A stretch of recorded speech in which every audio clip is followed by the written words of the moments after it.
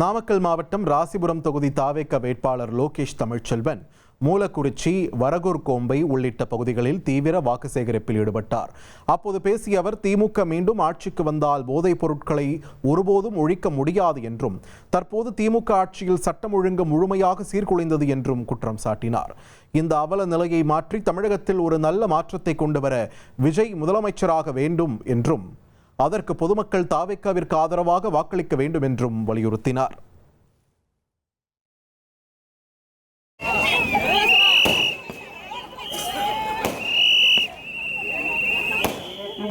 வந்தாங்கன்னா உங்களுக்கு கொடுக்குற காசுல கமிஷன் அடிப்பாங்க. அவங்க திரும்ப மட்டும் வந்துட்டாங்கன்னா அராஜகம் பண்ணுவாங்க. ஏற்கனவே ரவுடி கலாச்சாரம் எப்படி இருக்குது, சட்டம் ஒழுங்கு எப்படி இருக்கு உங்களுக்கே தெரியும். பெண்களுக்கு பாதுகாப்பு இல்லாம இருக்குது.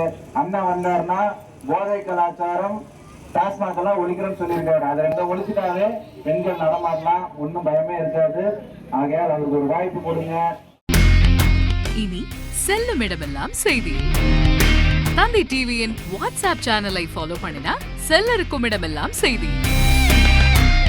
இதோ QR கோட், இப்பவே ஸ்கேன் பண்ணுங்க, ஃபாலோ பண்ணுங்க.